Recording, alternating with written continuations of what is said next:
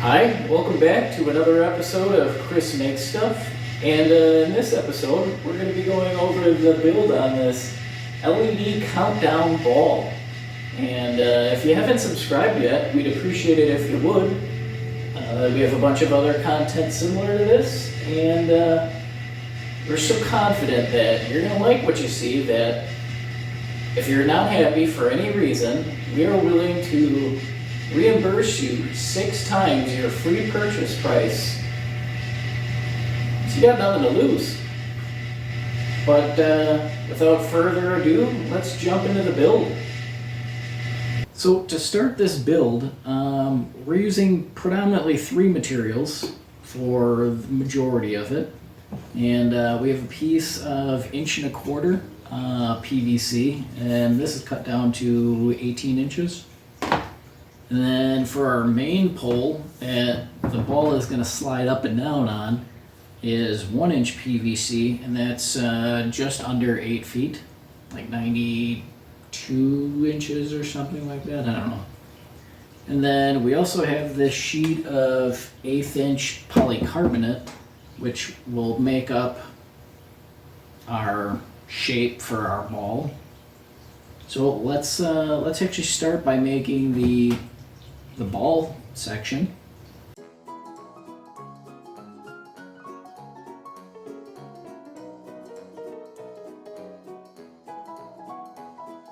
So we have our 8 pieces here, cut down 1/2 inch wide, and what did we cut it to? 27 1/4. And then we have 2 smaller pieces here that are roughly 4 by 4. And we have this pattern here that this is going to be the outside of our circle, and then the inside here has these tabs that get mounted down. So we're going to use this as a template.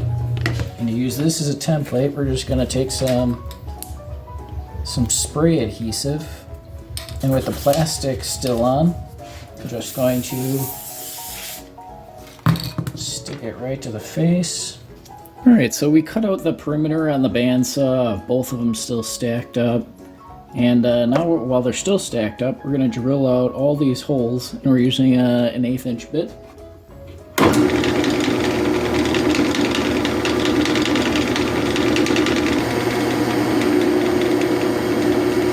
Alright, then using a multi-tool, we're going to try to cut out this inside profile here.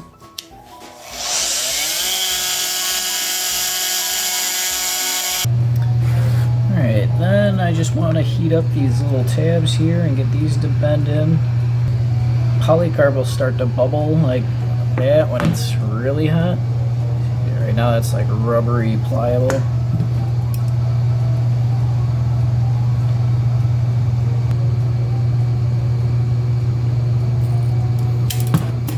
Right, now that we have them all bent up, then we can put our pipe in there. Alright, so we're ready to put these end caps on now. And we're just lining them up with the top edge here.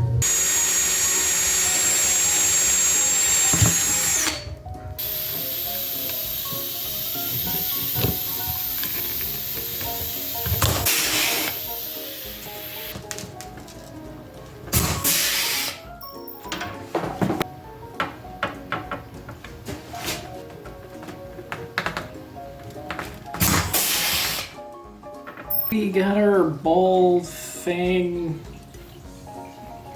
all pop riveted together. Now we can start figuring out our LEDs for it, and we're using 50/50 size LED chips, and we're just going to cut 8 strips that are going to run around the outside here.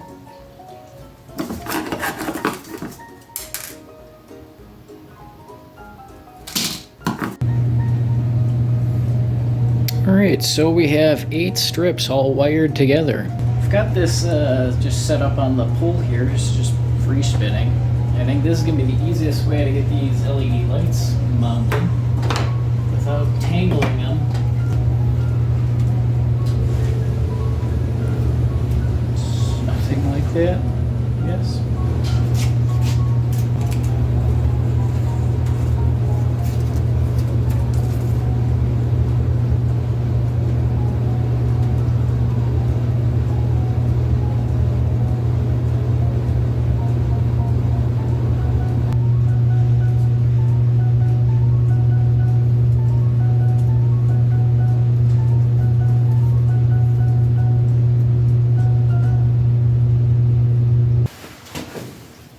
let's plug it in and see what it looks like.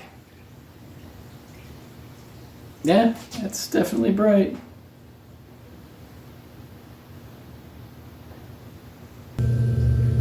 Awesome. Now that our ball is done, we can start working on the base and the central pole. And here we have our 1-inch PVC tube. So to start drilling our holes, we're gonna need one slot and then a hole coming in on the side. And just so that our holes line up top to bottom, we're gonna use the printed barcode on here. And that should be close enough for what we need.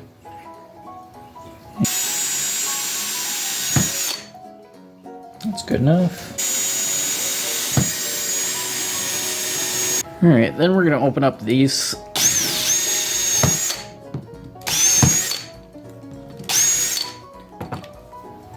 Make a slot here. But then we're also going to run a bigger bolt through the edge, so we'll open those up too.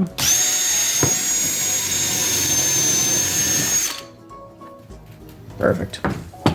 And then we're just going to use our multi-tool and connect these two into a slot here.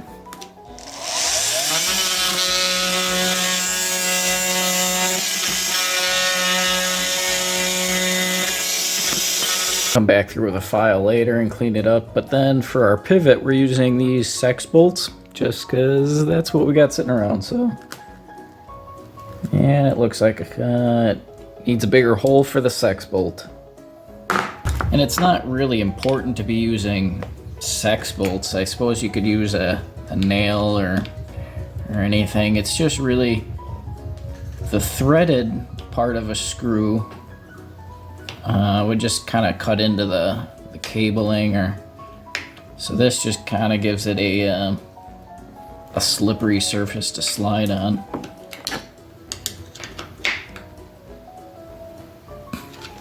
And then we'll do the same thing at the other end. These two, well, shelf brackets, I suppose. And we're just going to screw these into the bottom here.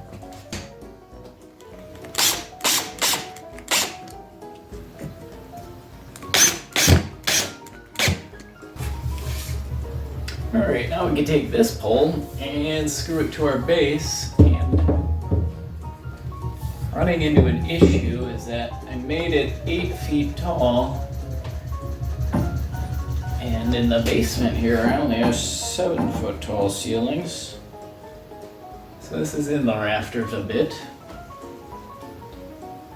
Should be fine. Let's screw it together. Yep, that looks roughly centered.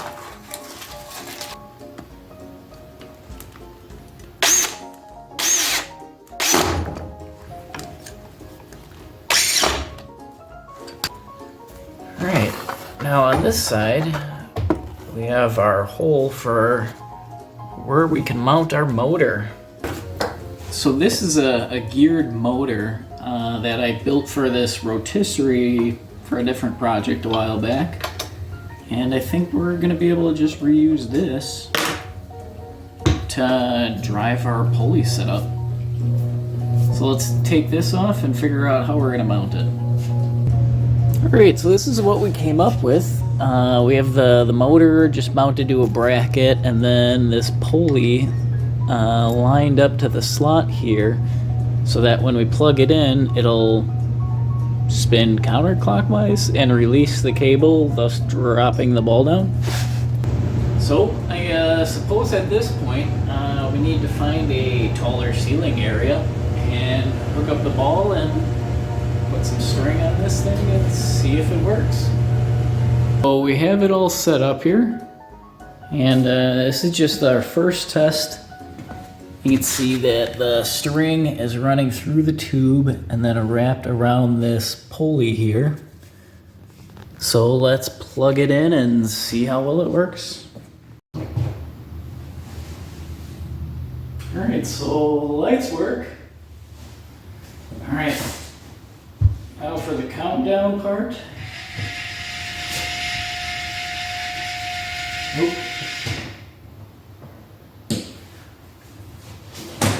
Apparently,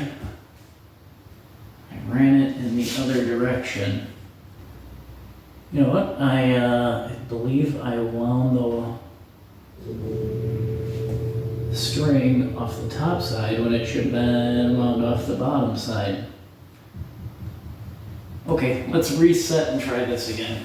So I wound the string instead of coming up over the top of it, ran it going around the bottom. Let's see if it works this time.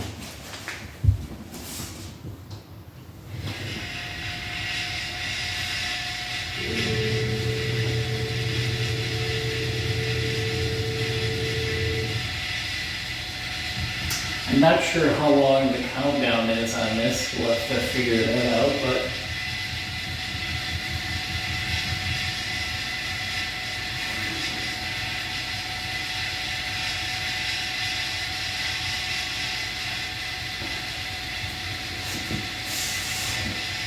and then we do have a slip ring on here so that once it hits the bottom, it should free spin. If not, I guess we'll just go back up, but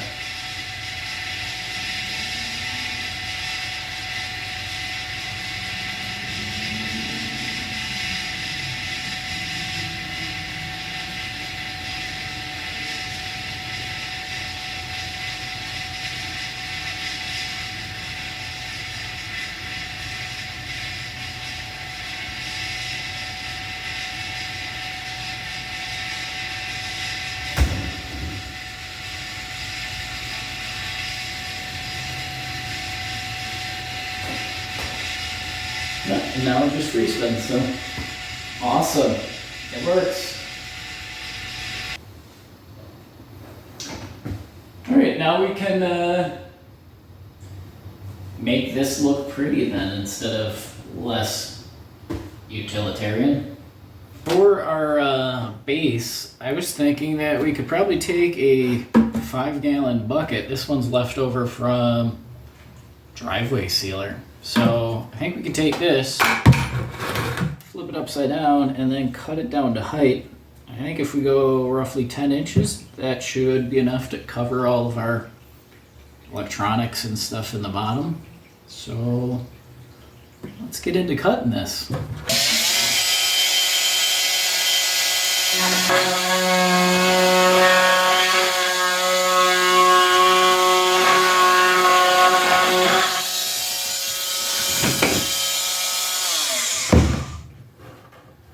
Alright, main reason that I went 10 inches is it covers the space, but it also lines up with the top of the sticker, so makes it easy to trace up.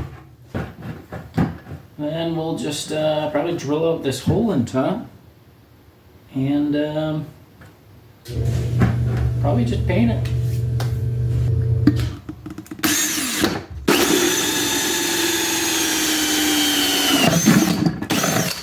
Perfect. So the base bucket is painted, and we threw a coat of paint on this too. You're not going to see much of it, but then we also added some wire management in here to keep the wires out of the fan up here, and just a strain relief down there. So let's take it for final assembly now. So to reload this, we just wind it around here. And then the bucket will just slide over the top here. Right, then we can wire our ball through. Just drop the cable.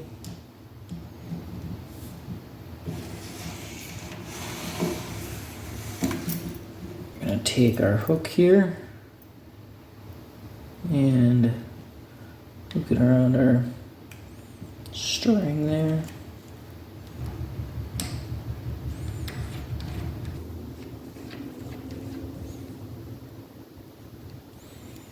Making sure our line goes over the top of that.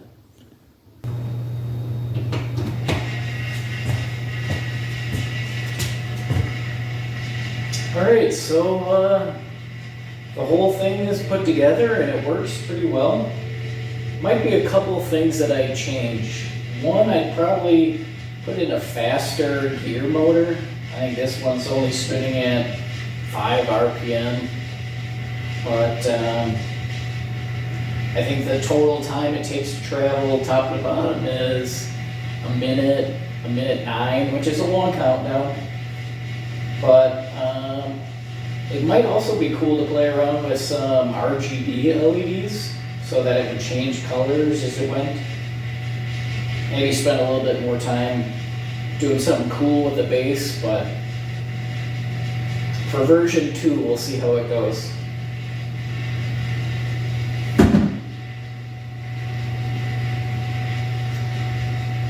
But I'm happy with it. It works well, and if you guys like this project, please subscribe. And until next time, Happy New Year!